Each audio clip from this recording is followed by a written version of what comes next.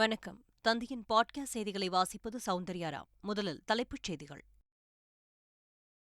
EPS, OPS தரப்பை உள்ளடக்கிய பொதுக்குழு கூடி அதிமுக வேட்பாளரை இறுதி செய்ய வேண்டும் என்று உச்சநீதிமன்றம் தீர்ப்பு. பொதுக்குழுவில் எடுக்கப்பட்ட முடிவுகளை தேர்தல் ஆணையம் ஏற்க வேண்டும் என்றும் நீதிபதிகள் உத்தரவு. எல்லாம் நன்மைக்கே என உச்சநீதிமன்ற தீர்ப்பு குறித்து ஓ. பன்னீர்செல்வம் கருத்து.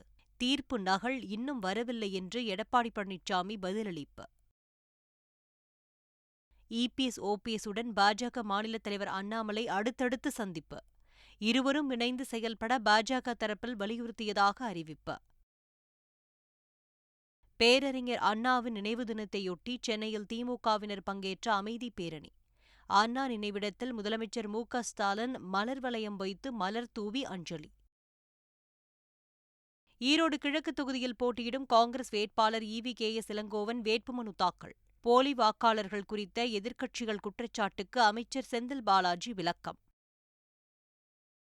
இரிடியம் மோசடி கும்பலிடம் ஏமாறாமல் விழிப்புணர்வுடன் இருக்க வேண்டும். பொதுமக்களுக்கு காவல்துறை டிஜிபி சைலேந்திரபாபு எச்சரிக்கை. பழனி முருகன் கோயிலில் இன்று மாலை தைப்பூச தேரோட்டம். பல்லாயிரக்கணக்கான பக்தர்கள் பாத யாத்திரையாக பழனிக்கு பயணம்.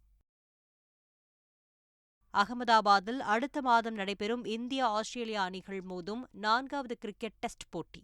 பிரதமர் மோடியும் ஆஸ்திரேலிய பிரதமர் அந்தோனி அல்பானீஸும் போட்டியை நேரில் பார்க்க உள்ளதாக தகவல். இனி விரிவான செய்திகள். பொதுக்குழுவை கூட்டி ஈரோடு கிழக்கு தொகுதியில் போட்டியிடும் அதிமுக வேட்பாளரை முடிவு செய்ய வேண்டும் என்று உச்சநீதிமன்றம் அதிரடி தீர்ப்பு வழங்கியுள்ளது. அதிமுக இடைக்கால பொதுச் செயலாளராக அங்கீகரிக்க கோரி எடப்பாடி பழனிசாமி தாக்கல் செய்த இடையீட்டு மனுவை விசாரித்த உச்சநீதிமன்றம் தேர்தல் ஆணையம் எடப்பாடி பழனிசாமி, ஓ. பன்னீர்செல்வம் தரப்பு வாதங்களை கேட்டறிந்தது. ஓபிஎஸ், இபிஎஸ் இருவரும் இணைந்து தீர்வு காண்பது சாத்தியமற்றதாக உள்ளது என்று கருத்து தெரிவித்த நீதிபதிகள் இருவருக்கும் உகந்த பொது வேட்பாளரை தேர்ந்தெடுக்க பொதுக்குழுவை கூட்ட வேண்டும் என்று நீதிபதிகள் உத்தரவிட்டனர். ஜூலை 11ஆம் தேதி பொதுக்குழுவில் நீக்கப்பட்டவர்களை சேர்த்து அதிமுக பொதுக்குழுவை கூட்ட வேண்டும் என்றும், கட்சியில் இருந்து ஓ. பன்னீர்செல்வம் உள்ளிட்டோர் நீக்கப்பட்டது இந்த பொதுக்குழுவுக்கு பொருந்தாது என்றும் உச்சநீதிமன்றம் உத்தரவிட்டது. நீக்கப்பட்டவர்களுக்கு வாக்களிக்க வாய்ப்பளிக்க வேண்டும் என்று அவைத்தலைவர் தமிழ்மகன் உசேன் பொதுக்குழு தீர்மானத்தை தேர்தல் ஆணையத்திற்கு அனுப்பி வைக்க வேண்டும். அதை தேர்தல் ஆணையம் ஏற்க வேண்டும் என்றும் நீதிபதிகள் உத்தரவிட்டனர். வேட்புமனுவில் அவைத்தலைவர் தமிழ்மகன் உசேன் கையெழுத்து இடட்டும் என்று தெரிவித்த நீதிபதிகள் இந்த இடைக்கால ஏற்பாடு ஈரோடு கிழக்கு இடைத்தேர்தலுக்கு மட்டுமானது என்றும் உத்தரவிட்டனர். அதிமுக பொதுக்குழுவை கூட்டி வேட்பாளரை தேர்வு செய்ய வேண்டும் என்ற உச்சநீதிமன்ற தீர்ப்பு குறித்த கேள்விக்கு பதிலளித்த ஓ. பன்னீர்செல்வம் எல்லாம் நன்மைக்கே என்று தெரிவித்தார். எங்களை பொறுத்தவரையில் எல்லாம் நன்மை என்று நினைக்கிறோம். இதனிடையே உச்சநீதிமன்ற தீர்ப்பு நகல் இன்னும் தங்களுக்கு வரவில்லை என்று எடப்பாடி பழனிசாமி தெரிவித்துள்ளார். பேரறிஞர் அண்ணாவின் நினைவு தினத்தையொட்டி முதலமைச்சர் மு.க.ஸ்டாலின் தலைமையில் திமுகவினர் பங்கேற்ற அமைதி பேரணி சென்னையில் நேற்று நடைபெற்றது. திருவல்லிக்கேணி வாலாஜா சாலையில் இருந்து அண்ணா சதுக்கம் வரை நடைபெற்ற அமைதி பேரணியில் ஏராளமான திமுக தொண்டர்கள் கருப்பு சட்டை அணிந்து பங்கேற்றனர். சென்னை மெரினா கடற்கரையில் உள்ள அண்ணா நினைவிடத்தில் முதலமைச்சர் மு.க.ஸ்டாலின் மலர் வளையம் வைத்தும் மலர் தூவியும் அஞ்சலி செலுத்தினார். தொடர்ந்து அமைச்சர்கள் துரைமுருகன் உள்ளிட்டோர் அஞ்சலி செலுத்தினர். பேரறிஞர் அண்ணாவின் நினைவு தினத்தையொட்டி சென்னை மெரினா கடற்கரையில் உள்ள அவரது நினைவிடத்தில் எதிர்க்கட்சித் தலைவர் எடப்பாடி பழனிசாமி மரியாதை செலுத்தினார். அண்ணா நினைவிடத்திற்கு அதிமுக நிர்வாகிகளுடன் சென்ற இபிஎஸ் மலர் வளையம் வைத்து மரியாதை செலுத்தினார். இதேபோல் அண்ணா நினைவிடத்தில் முன்னாள் முதலமைச்சர் பன்னீர்செல்வம் அஞ்சலி செலுத்தினார். அவருடன் வைத்தியலிங்கம், JCT பிரபாகர் உள்ளிட்ட ஏராளமானோர் பங்கேற்றனர். ஈரோடு கிழக்கு சட்டமன்ற வேட்பாளர் தொடர்பான ஒப்புதலுக்கான சுற்றறிக்கை படிவம் சென்னை அதிமுக தலைமை அலுவலகத்தில் இன்று காலை 9 மணிக்கு வழங்கப்படுகிறது. இதை சென்னையில் உள்ள மாவட்ட செயலாளர்கள் நேரில் பெற்றுக்கொள்ள இபிஎஸ் தரப்பு அறிவுறுத்தியுள்ளது. இதேபோல் மற்ற மாவட்டங்களின் செயலாளர்களும் படிவங்களை பெற்றுக்கொள்வர் என்று இபிஎஸ் தரப்பு தெரிவித்துள்ளது. பாஜக மாநில தலைவர் அண்ணாமலை, எதிர்க்கட்சித் தலைவர் எடப்பாடி பழனிசாமி, முன்னாள் முதலமைச்சர் ஓ. பன்னீர்செல்வம் ஆகியோரை தனித்தனியே சந்தித்து பேசினார். பின்னர் செய்தியாளர்களிடம் பேசிய அண்ணாமலை, ஈரோடு கிழக்கு தொகுதி தேர்தலில் தனித்தனியே நிற்காமல் ஒன்றாக உறுதியான வேட்பாளரை நிறுத்த வேண்டும் என்று இபிஎஸ், ஓபிஎஸ்ஸிடம் பாஜக சார்பில் வலியுறுத்தியதாக கூறினார். இந்த நேரத்தில் தமிழகத்திற்கு தேவை ஒரு உறுதியான தேசிய ஜனநாயக கூட்டணி, ஒரு உறுதியான நிலையான அனைத்து இந்திய அண்ணா திராவிட முன்னேற்றக் கழகம். அதனால்தான் இன்று காலை திரு சி.டி. ரவிஜி அவர்கள் நம்முடைய முன்னாள் தமிழக முதலமைச்சர் மாண்புமிகு எதிர்க்கட்சித் தலைவர் அண்ணன் எடப்பாடி பழனிசாமி அவர்களை முன்னாள் தமிழகத்தினுடைய முதலமைச்சர் மாண்புமிகு அண்ணன் ஓ பன்னீர்செல்வம் அவர்கள் இருவரையும் சந்தித்து நம்முடைய தேசிய தலைவர் சொல்லியிருக்கக்கூடிய கருத்துக்களை அவர்கள் முன்பு வைத்துவிட்டு வந்திருக்கின்றார்கள். அதே நேரத்தில் திமுகவை எதிர்க்க வேண்டும் என்றால் ஈரோடு கிழக்கு இடைத்தேர்தலில் உறுதியான நிலையான ஸ்ட்ராங்காக நிற்கக்கூடிய ஒரு வேட்பாளர் வேண்டும். அதற்கு தேவை தனித்தனியாக பிரிந்து நிற்காமல் ஒன்றாக எதிர்க்க வேண்டும் என்று சொல்லிவிட்டு வந்திருக்கிறாங்க. இதுதான் நம்ம கட்சியினுடைய கருத்தும் கூட. அதிமுக ஒருங்கிணைக்கும் முயற்சியில் அருகில் நெருங்கிவிட்டதாக சென்னையில் செய்தியாளர்களிடம் பேசிய சசிகலா தெரிவித்துள்ளார். இப்போ நான் ரொம்ப நாளா சொல்லிட்டு இருந்தேன், இப்ப ரொம்ப பக்கத்துல நெருங்கிட்டோம், அப்படிதான் நான் சொல்ல முடியும். எல்லோரும் ஒன்றிணைய வேண்டும் என்பதுதான் தமது விருப்பம் என்றும் சசிகலா தெரிவித்துள்ளார். இதனிடையே திமுகவை வீழ்த்த அதிமுக தொண்டர்கள் ஓரணியில் திரள வேண்டும் என்று அமமுக பொதுச் செயலாளர் டிடிவி தினகரன் தெரிவித்துள்ளார்.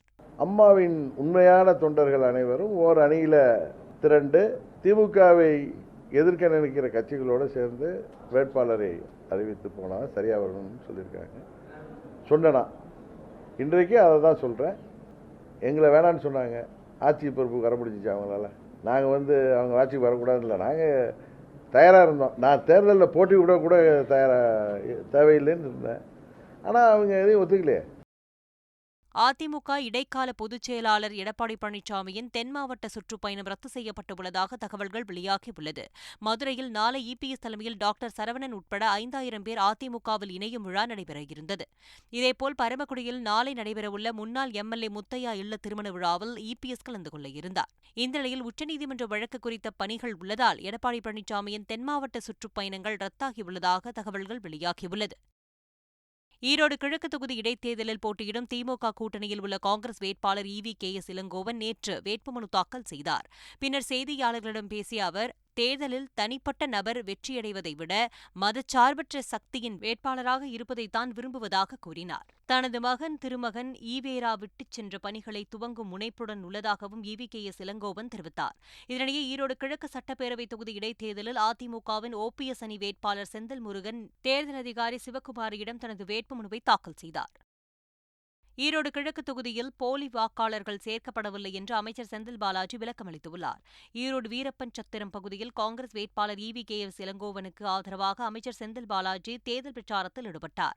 பின்னர் செய்தியாளர்களிடம் பேசிய அமைச்சர் செந்தில் பாலாஜி, தோல்வி பயத்தால் எதிர்க்கட்சிகள் பொய்யான குற்றச்சாட்டுகளை தெரிவிப்பதாக கூறினார். 2021 சட்டமன்ற பொதுத் தேர்தல் நடைபெறுகின்ற பொழுது ஈரோடு கிழக்கு தொகுதியினுடைய மொத்த வாக்காளர்கள் 2,28,959 பேர்.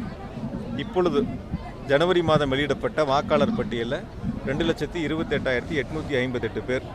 மொத்தம் ஏறத்தாழ ஒரு 61 வாக்குகள் நீக்கப்பட்டிருக்கு. இதில் எங்கே போலி வாக்காளர்கள் சேர்க்கப்பட்டிருக்கின்றார்கள், எவ்வளவு வாக்கு இருக்குது, இப்போ எவ்வளோ வாக்கு இருக்குது, போன தேர்தல் எவ்வளோ இருக்குது, எவ்வளோ வாக்கு வித்தியாசம், இது கூட தெரியாமல் வரக்கூடிய சட்டமன்றத்தினுடைய இடைத்தேர்தலினுடைய வாக்கு எண்ணிக்கை பிறகு வரக்கூடிய அந்த வெற்றியை அவர்களால் ஏற்றுக்கொள்ள முடியாமல் இப்பொழுதே அவர்களுடைய தோல்வியை இப்பொழுது ஒத்துக்கொள்வதற்காக, பின்னால் வருகின்ற கருத்துக்களை சொல்வதற்காக முன்னாலேயே இந்த கருத்தை அவர்கள் முன்வைத்திருக்கின்றார்கள். தொழுநோய் ஒழிப்பு தினத்தை முன்னிட்டு சென்னை ராணிமேரி கல்லூரியில் மருத்துவம் மற்றும் மக்கள் நல்வாழ்வுத்துறை சார்பில் தொழுநோய் விழிப்புணர்வு நிகழ்ச்சி நடைபெற்றது.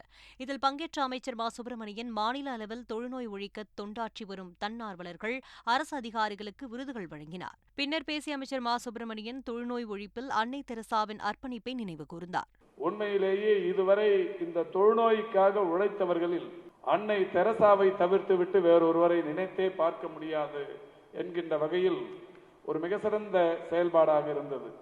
2027 ஒன்றிய அரசின் இலக்கு தொழுநோய் இல்லா இந்தியா என்கின்ற நிலையை உருவாக்க வேண்டும் என்பது. ஆனால் தமிழ்நாட்டை பொறுத்தவரை அதற்கும் முன்னதாகவே 2025க்குள்ளாகவே தொழுநோய் இல்லா தமிழ்நாடு என்கின்ற திட்டத்தை உருவாக்குவது என்பது. கோவை மாவட்டம் சின்னையம்பாளையத்தில் உள்ள கல்லூரியில் தமிழ் கனவு தமிழர் மரபு பண்பாட்டு பரப்புரை நிகழ்ச்சி நடைபெற்றது. இதில் சிறப்பு விருந்தினராக அமைச்சர் தங்கம் தென்னரசு பங்கேற்றார். அப்பொழுது பேசிய அவர், 2000 ஆண்டுகளுக்கு முன்பே திரைக்கடல் ஓடி திரவியம் தேடியவர்கள் தமிழர்கள் என்று புகழாரம் சூட்டினார். கீழடி நாகரீகம் குறித்து அறிந்து கொள்வதில் அனைவரும் ஆர்வம் காட்ட வேண்டும் என்றும் கூறினார்.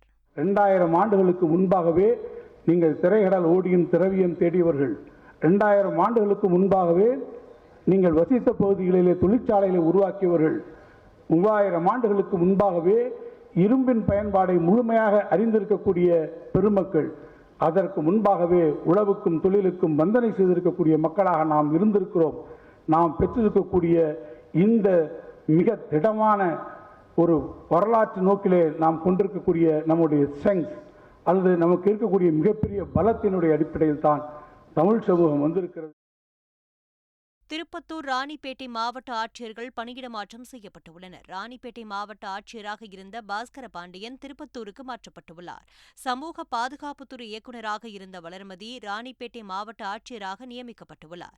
திருப்பத்தூர் மாவட்ட ஆட்சியராக இருந்த அமர் குஷாவா சமூக பாதுகாப்புத்துறை இயக்குநராக பணியிட மாற்றம் செய்யப்பட்டுள்ளார். இதேபோல் ராணிப்பேட்டை மாவட்ட எஸ்பி உட்பட 5 IPS அதிகாரிகளை பணியிட மாற்றம் செய்யப்பட்டுள்ளனர். ராணிப்பேட்டை மாவட்ட எஸ்பியாக இருந்த தீபா சத்யன் சென்னை மாநில காவல் கட்டுப்பாட்டு அறைக்கு மாற்றப்பட்டுள்ளார். அதே நேரத்தில் ராணிப்பேட்டை எஸ்பியாக கிரண் ஸ்ருதி நியமிக்கப்பட்டுள்ளார். கொளத்தூர் துணை ஆணையராக இருந்த ராஜாராம் கடலூர் மாவட்ட எஸ்பியாக இடமாற்றம் செய்யப்பட்டுள்ளார். கடலூர் எஸ்பியாக இருந்த சக்தி கணேசன் சிலை கடத்தல் தடுப்பு பிரிவு எஸ்பியாக மாற்றப்பட்டுள்ளார். காத்திருப்போர் பட்டியலில் இருந்த ரவலி பிரியா சீருடை பணியாளர் தேர்வாணையத்தின் எஸ்பியாக நியமிக்கப்பட்டுள்ளார். இரிடிய முதலீடு என்ற பெயரில் பொதுமக்களை ஒரு மோசடி கும்பல் ஏமாற்றி வருவதாக டிஜிபி சைலேந்திரபாபு எச்சரித்துள்ளார். இதுகுறித்து அவர் வெளியிட்டுள்ள காணொலியில் 5 லட்சம் ரூபாய் முதலீடு செய்தால் அடுத்து வரும் 2 ஆண்டுகளில் 3 கோடி ரூபாய் வரை லாபம் கிடைக்கும் என்று அந்த கும்பல் ஆசை வார்த்தை கூறி மோசடியில் ஈடுபடுவதாக தெரிவித்துள்ளார். இது தொடர்பாக சேலம், கன்னியாகுமரி மாவட்டங்களில் வழக்குகள் பதிவு செய்யப்பட்டுள்ளதாகவும் கேரளாவில் இருந்தும் தமிழ்நாடு காவல்துறையிடம் புகார் அளிக்கப்பட்டுள்ளதாகவும் டிஜிபி சைலேந்திரபாபு தெரிவித்துள்ளார். பொதுமக்கள் தங்கள் பணத்தை மோசடி கும்பலிடம் பறிகொடுத்து ஏமாறாமல் இருக்க வேண்டும் என்றும் டிஜிபி சைலேந்திரபாபு அறிவுறுத்தியுள்ளார். திருவாரூர் மாவட்டம் திருத்துறைப்பூண்டி சுற்றுவட்டார பகுதிகளில் பரவலாக மழை பெய்தது. மடப்புரம், வேலூர், மணலி, ஆலத்தம்பாடி, ஆட்டூர், மருதவனம், முத்துப்பேட்டை உள்ளிட்ட பகுதிகளில் மழை பெய்தது. இதனால் சம்பா அறுவடை பணிகள் பாதிக்கப்பட்டுள்ளதாக விவசாயிகள் தெரிவித்துள்ளனர்.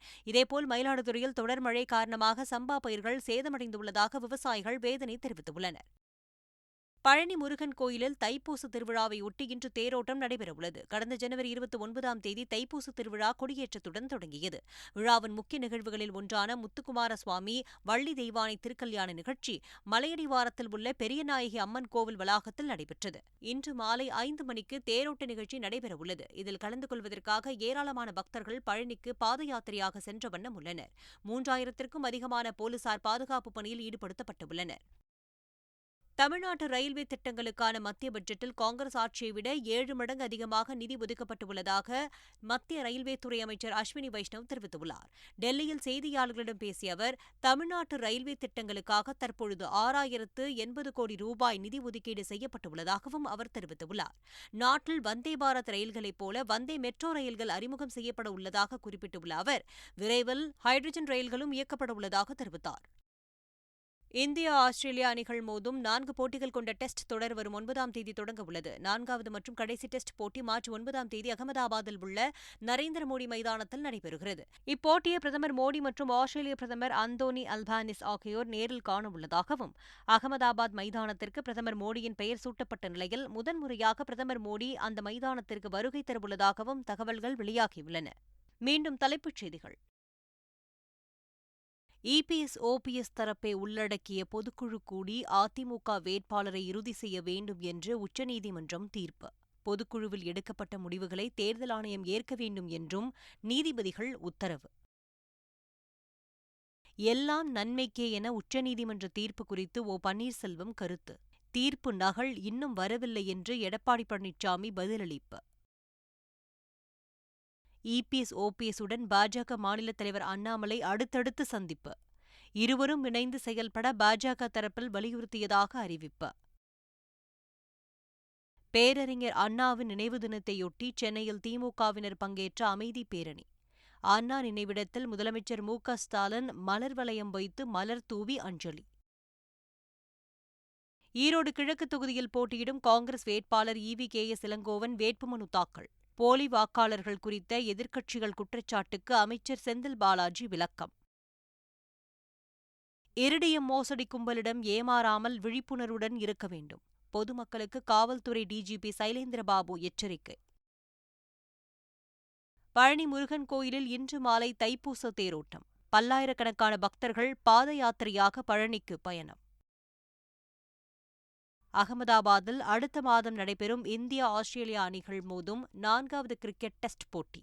பிரதமர் மோடியும் ஆஸ்திரேலிய பிரதமர் அந்தோனி அல்பானீஸும் போட்டியை நேரில் பார்க்க உள்ளதாக தகவல். இத்துடன் பாட்காஸ்ட் செய்திகள் நிறைவடைந்தன.